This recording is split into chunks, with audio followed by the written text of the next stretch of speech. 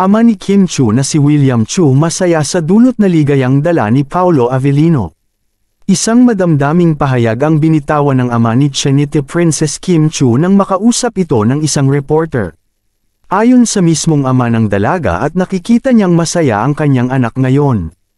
Iba daw kasi ang kislap sa mata ng kanyang anak tuwing kanya itong nakakausap.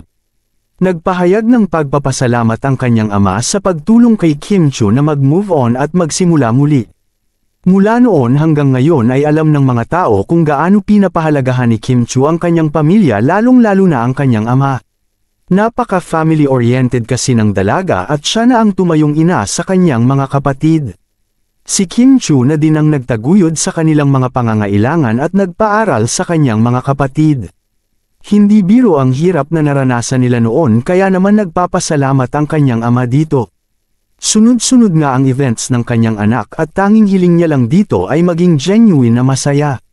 Noong nakaraang linggo nga ay hindi masyadong maganda ang pakiramdam ni Kim Chiu kaya naman hiling niya ang magpahinga din sila ni Paolo Avellino. Naaliw din ang buong pamilya ni Kim Chiu sa palabas nila ni Paolo na What's Wrong with Secretary Kim. Kaya naman ang gusto ni Mang William Chiu ay ang makilala ng lubusan si Paolo Avellino at magka-bonding sila ng kasama ang kanyang anak. Natutuwa din siya sa dulot na magandang impluwensya ni Paolo Avellino sa pagiging matatag na tao ni Kim at mas naging mapagmahal pa ito sa mga taong nakapaligid sa kanila.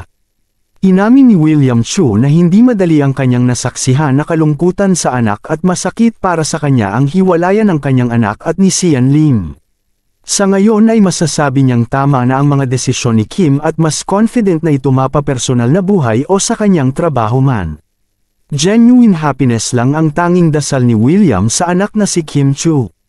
Anong masasabi ninyo sa balitang ito? Comment down below. Maraming salamat sa panunood.